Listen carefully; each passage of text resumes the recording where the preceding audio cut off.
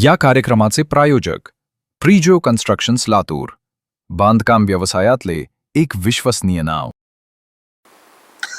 नमस्कार, मी गणेश स्वामी. द रिंगण लाईव्हच्या बेधडक चर्चा या विशेष कार्यक्रमात मी आपलं मनपूर्वक स्वागत करतो. माझ्यासोबत आहेत द रिंगण लाईव्हचे मुख्य संपादक आदरणीय राजूजी पाटील सर. त्यांच्यासोबत आज आपण एका महत्त्वपूर्ण अशा विषयावर चर्चा करणार आहोत. मागच्या अनेक दिवसापासून लातूर हे देशाच्या केंद्रस्थानी आहे. नीटचा पेपर जो फुटला आणि त्यामध्ये लातूरमधले दोन मुख्य आरोपी पी.व्ही. कुलकर्णी आणि शिवराज मोटेगावकर यांना अटक करण्यात आली. त्यांची या ठिकाणी कोठडी आहे आणि त्या प्रकरणानंतर लातूर पॅटर्नला धक्का लागलाय का, धक्का पोहोचलाय का, हे जाणून घेण्याचा प्रयत्न आज आपण करणार आहोत. सर, आपलं मनापासून स्वागत आहे. धन्यवाद गणेश. सर, शिवराज मोटेगावकर आणि पी.व्ही. कुलकर्णी यांच्या अटकेनंतर नीटमध्ये जी लातूरची बदनामी संबंध देशात झालेली आहे, याबद्दल आपल्याला काय वाटतं आणि लातूर पॅटर्नला यामुळे काही धक्का पोहोचलाय का, यावर आपलं काय मत आहे? दोन प्रश्न आहेत तुझे. आता मोटेगावकर आणि कुलकर्णी या दोन महाभागांच्या अत्यंत काय म्हणू आपण त्याला की अत्यंत स्वार्थी आणि पैशाच्या आमिषाला बळी पडून किंवा आपल्या पुत्रमोहापायी किंवा प्रचंड संपत्तीच्या ज्याला आपण हाव म्हणतो त्याला बळी पडून या लोकांनी संबंध देशभरातल्या 22 लाखापेक्षा अधिक विद्यार्थ्यांचं नुकसान केलं. गोष्ट अत्यंत गंभीर आहे. तू म्हटल्याप्रमाणे गोष्ट खरी आहे की आज लातूर हे वर्तमानपत्राच्या पहिल्या पानावर आहे आणि सर्व माध्यमांमध्ये लातूर आज हेडलाईनवर आहे. हे चांगल्या अर्थानं नक्कीच नाही. बदनामी लातूरची झाली आहे का?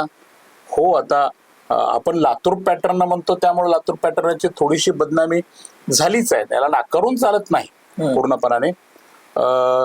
आता दोघे अटकेमध्ये आहेत पूर्णपणे.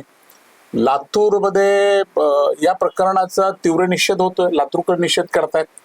ज्याला आपण ट्युशन एरिया म्हणतो त्या ट्युशन एरियामध्ये स्मशान शांतता पसरलेली आहे. पोलीस तैनात आहेत. या लोकांच्या क्लासेसच्या इमारतीचं काय होईल असा प्रश्न निर्माण झालाय. विविध पक्षाचे राजकीय पक्षाचे कार्यकर्ते एकत्र येऊन त्या RCCच्या बॅनरवर त्यांच्या बोर्डवर चिखलफेक करतायत, काळं लावतायत, निषेध करतायत. मोठेगावकरच्या फोटोला जोड्याची माळ घातली जाते. असे अनेक प्रकार सुरू आहेत. लातूरमध्ये कधी असं घडेल गणेश असं कधी कोणाला स्वप्नात वाटलं नाही. आणि लातूरचं शैक्षणिक पॅटर्न आहे किंवा लातूर पॅटर्न आपण ज्याला म्हणतो, हा लातूर पॅटर्न हा इतका साधा सोपा लातूर पॅटर्न नव्हता की परीक्षेमध्ये प्रश्नपत्रिका फोडायच्या, त्या विद्यार्थ्यांना वाटायच्या आणि त्यातून मग भरपूर मार्क्स मिळवून MBBS ला नंबर लावून घ्यायचे, आपला फायदा करून घ्यायचा. याला लातूर पॅटर्न नाही म्हणत आहेत. हा लातूर पॅटर्न नाहीच आहे मुळामध्ये. लातूर पॅटर्न हा खूप वेगळा आहे. तू म्हटल्याप्रमाणे पहिल्यांदा मी तुझ्या एका प्रश्नाचं उत्तर देतो, त्यानंतर आपण पुढे जाऊ. हो, लातूरची थोडीशी बदनामी झाली आहे पूर्णपणे. तुझा दुसरा प्रश्न गणेश असा होता की या प्रकरणामुळे लातूर पॅटर्नला धक्का पोचलाय का, धक्का बसणार आहे का, लातूरकडे बघण्याचा विद्यार्थ्यांचा दृष्टिकोन बदलणार आहे का, असे प्रश्न आता निर्माण झालेले आहेत. खरं तुला म्हणजे लातूर पॅटर्न हा काय याचा जन्मदाता काही मोठेगावकर नाही.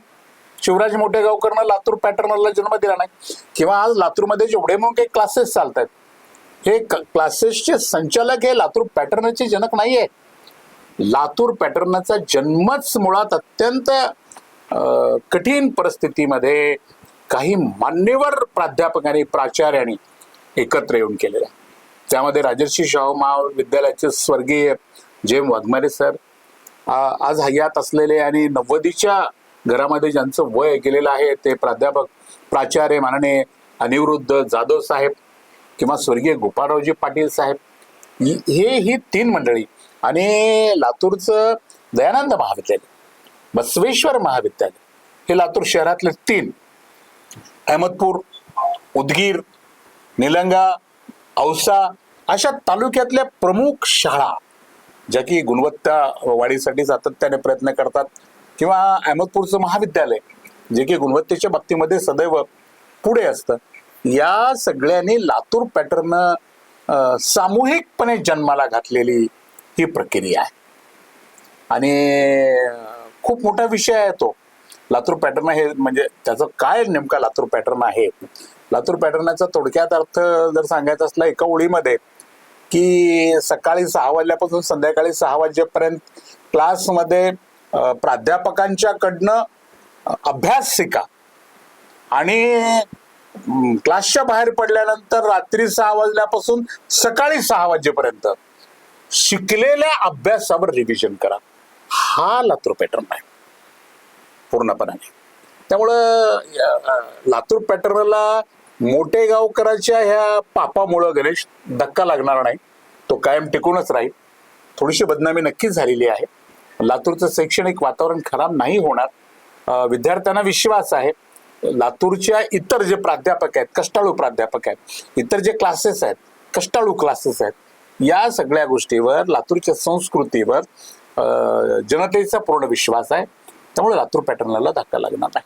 सर, ह्याला जोडून दुसरा असा प्रश्न आहे की आता लातूर पॅटर्नला धक्का लागणार नाही हे जरी खरं असलं तर लातूरची मोठ्यापेक्षा अधिक अर्थव्यवस्था ही शिक्षणावर अवलंबून. इथले कोचिंग क्लासेस असतील किंवा इथल्या हॉस्टेल्स असतील, इथले शालेय साहित्याची दुकानं असतील, नेमकं लातूरच्या अर्थव्यवस्थेचं काय होणार? गणेश, तुला जर आठवत असेल तर 1 महिन्यापूर्वी मी एक व्हिडिओ केला होता, आपण तू ऐकला असेल, आठवलं असेल तुला, की लोक असं सांगतात की लातूर पॅटर्नमुळे लातूरच्या अर्थव्यवस्थेला फार मोठी गती आली. तर आम्ही आपल्या टीमने याच्यावर संशोधन केलं की प्रत्यक्षात लातूर पॅटर्न किंवा काय म्हणू आपण त्याला, या ट्युशन क्लासेसमुळं, एज्युकेशनमुळं आपण म्हणू, लातूरमध्ये नेमकी किती टर्नवर्क होतो, किती व्यवहार होतो, याचा आपण खूप लोकांशी बोलून अभ्यास करून एक व्हिडिओ केला होता. 1000 कोटीच्या आसपास ही उलाढाल आहे पूर्णपणे. म्हणजे या एज्युकेशनची लातूरला वार्षिक 1000 कोटी रुपयाची उलाढाल आहे. लातूरच्या 1000 कोटीच्या उलाढालीवर लातूर चालतंय काय? नाही चालत आहे. लातूरची बाजारपेठ हा सगळ्यात मोठा लातूरच्या आर्थिक क्रांतीचा पाया आहे. लातूरची बाजार समिती हा पाया आहे. कारण बाजार समितीमध्ये 20,000 कोटीपेक्षा अधिक उलाढाल इथे होते. म्हणजे लातूरची प्रगती ही लातूरच्या शेतकऱ्यावर, लातूरची प्रगती ही लातूरच्या व्यापाऱ्यावर पूर्णपणे अवलंबून असलेले आहे. आणि मग पुन्हा शासकीय कर्मचारी वगैरे. यामुळं फार मोठं लातूरमध्ये आर्थिक क्रांती झाली आहे. किंवा शैक्षणिक लातूर पॅटर्न किंवा शिक्षण विभाग हाच लातूरला रोजगार देतोय, यामुळंच सगळं चालू आहे, हे खरं नाहीये पूर्णपणे. आणि ठीक आहे, 1000 कोटीचा व्यवहार आहे आणि मोठेगावकरच्या या सगळ्या प्रकारामुळं या 1000 कोटीच्या व्यवहारामध्ये 100 कोटीचा व्यवहार कमी होईल. पूर्णपणे 90 कोटीचा व्यवहार तर 99 कोटीचा काय आपण म्हणू त्याला 900 कोटीचा व्यवहार तर तिथे राहीलच राहील. त्यामुळे फारसा काही बदल पण नाही. तर आपण बघितलात की आज आपण मुख्यतः 2 विषयावर या ठिकाणी चर्चा केली की लातूर पॅटर्नचं काय होणार आहे. शिवराज मोठेगावकर यांच्या अटकेनंतर जो लातूर पॅटर्न धोक्यात आला अशी माध्यमांमध्ये चर्चा चालू आहे आणि लातूर बद्दल एक नेरेटिव्ह सेट करण्याचा प्रयत्न इलेक्ट्रॉनिक्स मीडियांमधून सुरू आहे. त्याला आपण एक छोटासा प्रयत्न केलाय की लोकांसमोर सत्य काय आहे. आणि गणेश एक महत्वाची गोष्ट लातूरकरांना, लातूर जिल्ह्यातल्या लोकांना, लातूर पॅटर्नची चर्चा करणाऱ्या सगळ्या मंडळींना सांगायला हवी. खास करून लातूर शहरामध्ये, लातूर जिल्ह्यामध्ये काय होतंय की या सगळ्या प्रकारामुळे मोठेगावकर मग कोणाचा माणूस, मग मोठेगावकर अमित देशमुखाचा माणूस आहे, त्यांचा प्रचार करतो, त्यांच्या सभेमध्ये जातो. मग अमित देशमुख यातमध्ये दोषी आहेत का? किंवा मोठेगावकर हा रेणापूरला जाऊन रमेश कराडांच्या कार्यक्रमात सहभागी होतो, रमेश कराडांच्या निवडणुकीच्या जल्लोषामध्ये हाही तिथे बाजूला उभा टाकून गुलाल उधळतो हा मोठेगावकर, शिवराज मोठेकर. त्यामुळे तो भारतीय जनता पार्टीचा आहे का? किंवा याला काँग्रेस दोषी आहे का? किंवा याला भारतीय जनता पार्टी दोषी आहे का? भारतीय जनता पार्टी काँग्रेस भवन समोर आंदोलन करते, काँग्रेसचे लोक ट्युशन एरियामध्ये जाऊन आंदोलन करतात. या गोष्टीकडं आपण जेव्हा लातूरचे नागरिक म्हणून पाहतो हे सगळा प्रकार, की मला असं वाटतं, माझं वैयक्तिक मत असं आहे की या गंभीर प्रकरणामध्ये मोठेगावकर आणि लातूरचे आणखीन 15 डॉक्टर ज्यांची चर्चा लातूरमध्ये सध्या सुरू आहे, आणि तो कुलकर्णी हा लातूरचा नाहीये, तो अंबेजोगाईचा आहे मुळामध्ये, बीड अंबेजोगाईचा, बीड जिल्ह्यातला तो रहिवासी आहे पूर्णपणे. आणि लातूरमध्ये 10-15 डॉक्टर सुद्धा या षडयंत्रामध्ये, या साजिशमध्ये किंवा या फसवणुकीमध्ये सहभागी असल्याची चर्चा आहे. त्यामुळं लातूरच्या काँग्रेसच्या नेतृत्वाकडे किंवा लातूर ग्रामीणच्या रमेश अप्पांच्याकडे किंवा भाजपकडे किंवा काँग्रेसकडे हे कोणीतरी दोषी आहेत अशा पद्धतीचं वातावरण आंदोलन करून जे निर्माण केलं जातंय, मला वाटतं हे अत्यंत चुकीचं आहे. राजकीय पक्षांनी, दोन्ही राजकीय पक्षांनी प्रत्येक ठिकाणी राजकारण केलं पाहिजे असं नाही. आंदोलन करायला तर तुमचे दोघांचे बी कार्यकर्ते 24 तास मोकळेच आहेत पूर्णपणे. ज्या मुद्द्यावर आंदोलन व्हायला पाहिजे, जे मुद्दे सुटायला पाहिजेत, जे प्रश्न सुटायला पाहिजेत, त्यासाठी आपण आंदोलन नाही करत आहोत. केवळ मीडियामध्ये आपलं नाव आलं पाहिजे, आपल्या बाईट आल्या पाहिजे, आपली चर्चा झाली पाहिजे, वर्तमानपत्रात आपले फोटो छापून आले पाहिजे, अशा भावनेनं जर आपण आंदोलन करत असू तर लातूरची जनता अत्यंत सुज्ञ आहे. त्यामुळे लातूरच्या जनतेला भारतीय जनता पार्टीचा पूर्णपणे काँग्रेसच्या कार्यालयाच्या समोर जाऊन आंदोलन करण्याचा जो प्रयत्न केला गणेश, ते आवडलेला नाही. आणि काँग्रेसनं आंदोलन करण्याचा, आता प्रति आंदोलन करण्याची ते तयारी दर्शवलेली आहे, ही पण लोकांना आवडलेली नाही. विरोधी पक्षाच्या लोकांनी ट्युशन एरियामध्ये जाऊन आंदोलन करणं हे लोकशाहीतला एक त्यांचा तो हक्क आहे, अधिकार आहे पूर्णपणे. पण लागली सत्ताधारी लोकांनी त्यांच्या कार्यालयाच्या समोर जाऊन आंदोलन करणं ही काही गोष्ट बरोबर नाही. त्यामुळं जो मूळ विषय आहे, हा मूळ विषय डायव्हर्ट होतो. मोठेगावकर, शिवराज मोठेगावकर, त्याला साथ देणारे आणखीन कोण कोण आहे आणि याचा तपास लागू शकतो पूर्णपणाने. किती विद्यार्थ्यांच्याकडे, 1 लाख विद्यार्थ्यांच्याकडे प्रश्नपत्रिका पाठवल्यात, 10 लाखाकडे पाठवल्यात, 15 लाखाकडे पाठवल्यात, प्रत्येक विद्यार्थ्याकडनं किती लाख रुपये घेतले, ते पैसा कुठे गेला, किती हजार करोड रुपये, किती हजार कोटीचा हा सगळा मोठा घोटाळा आहे, याकडे लक्ष देण्याची आवश्यकता आहे. मगाशी बोलताना तुम्हाला एक गोष्ट म्हणाला होता, सहजपणे बोलताना तू विसरलाच मला ते विचारायला, की मोठेगावकरची हजारो कोटीची प्रॉपर्टी इथे आहे. एक मेडिकल कॉलेज सुद्धा आता मोठेगावकर औसा रोडला खूप उभा करतोय आणि प्रचंड मोठ्या प्रमाणामध्ये त्याचं बांधकाम वगैरे करतोय. या संपत्तीचं काय होईल असा तो संपत्तीपेक्षा या मोठेगावकरांची संपत्ती 22 लाख विद्यार्थ्यांच्या नुकसानी पुढे अत्यंत चिल्लर आहे. मग ते 1000 कोटीची असेल नाही तर 10,000 कोटीची असेल, परंतु नुकसान केलं हे सगळ्यात जास्त मोठं आहे. मला वाटतं शासनाने, महाराष्ट्र शासनाने, केंद्र शासनाने ही संपूर्ण प्रॉपर्टी जी आहे ती जप्त करावी. मोठेगावकरची संपूर्ण प्रॉपर्टी, मग ती लातूरला असेल, पुण्यात असेल, संभाजीनगरला असेल, नागपूरला असेल, नाशिकला असेल, जिथे जिथे मोठेगावकरची प्रॉपर्टी आहे ती पूर्णपणाने जप्त करावी. या प्रॉपर्टीचा लिलाव करावा. या प्रॉपर्टीतून येणारे हजारो कोटी रुपये त्या 22 लाख विद्यार्थ्यांमध्ये समानतेने वाटून टाकावे, असा एक प्रयोग केला पाहिजे पूर्णपणाने. अशी पाप कायद्याच्या काय म्हणतो आपण त्याला, कायद्याच्या चौकटीत शिक्षा तर मिळेल, पण संपत्ती गायब केली पाहिजे पूर्णपणाने.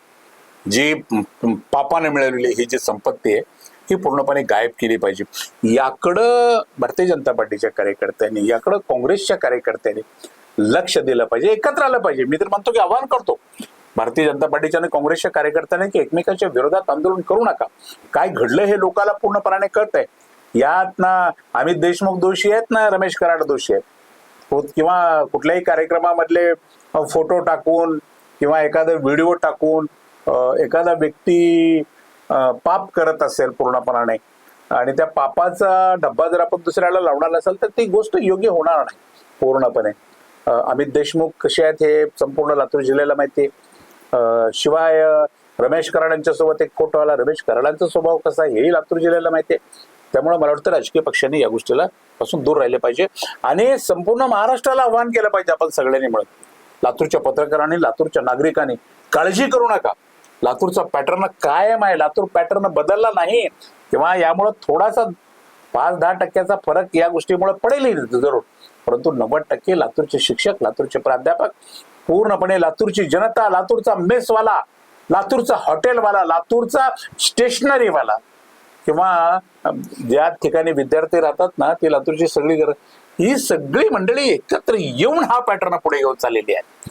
आणि 10 रुपयाच्या बक्षिसातून हा पॅटर्न पुढे आलाय. ते खूप मोठी कथा आहे. आपल्याला वेळ अत्यंत कमी आहे गणेश, आपल्या वेळेमध्ये आपल्याला ही गोष्ट बसवायची आहे. तर ते 10 रुपयापासून या पॅटर्नची कशी सुरुवात झाली ही कथाही आपण एका आपल्या दुसऱ्या भागामध्ये आपण सर्वांना सांगणार आहोत. आज तुझे 2 प्रश्न उपस्थित केलास. की एक प्रश्न, लातूर पॅटर्न म्हणजे काय, तर मोठेगावकर म्हणजे लातूरला पॅटर्न नाही. लातूर पॅटर्न हा खूप वेगळा आहे आणि त्याचे जनक आहेत ते प्राध्यापक प्राचार्य अनिरुद्ध जाधव आहेत, स्वर्गीय प्राचार्य जय वाघमारे आहेत, गोपाळरावजी पाटील आहेत, दयानंद महाविद्यालयाचे मान्यवर प्राध्यापक आहेत, बसवेश्वर महाविद्यालयाचे मान्यवर प्राध्यापक आहेत. हे मोठेगावकर किंवा आता जे काही 50-50 शिक्षण संस्था क्लासेस दिसतात ना, हे काही हे पॅटर्नचे जनक वगैरे नाही आहेत पूर्णपणे. त्यामुळे लातूर पॅटर्नला कसलाही धक्का यामुळे बसेल असं मला वाटतं. तर आपण बघितलं की आदरणीय राजू पाटीलचे संपादक द रिंगण लाईव्ह यांनी सांगितलेलं आहे की मोठेगावकरच्या किंवा PV कुलकर्णीच्या नीट पेपर फुटी प्रकरणामुळे लातूरच्या शिक्षणाला, लातूरच्या शिक्षण व्यवस्थेला किंवा लातूरच्या अर्थव्यवस्थेला कुठलाही फटका बसणार नाही आणि लातूरचं यश आणि हे बाबांना कशी सोनं आहे, हे विलासराव देशमुखांचं जे वाक्य होतं ते खरंच ठरत आहे की लातूरचं यश आणि लातूरची शिक्षणाची गुणवत्ता हे बाबांना कशी सोनं आहे. त्यामुळं राजू पाटील सरांनी सांगितलेलं आहे की या गोष्टीमुळं लातूरला कुठलाही या ठिकाणी म्हणजे परिणाम पडणार नाही. हे पुन्हा एकदा मी अधोरेखित करतो. आज आपण पहिल्या भागामध्ये 2 प्रश्न घेतलेत, उद्या दुसऱ्या भागामध्ये आपण सविस्तर RCCच्या विद्यार्थ्यांचं काय होणार आहे आणि त्यांच्या महाराष्ट्रातल्या शाखेचं काय होणार आहे आणि उद्याच्या 21 तारखेची जी नीटची परीक्षा आहे त्याचं काय होणार आहे याबद्दल आपण उद्याच्या भागामध्ये आपण सविस्तर चर्चा आदरणीय राजू पाटील सरांसोबत करणार आहोत. धन्यवाद. धन्यवाद.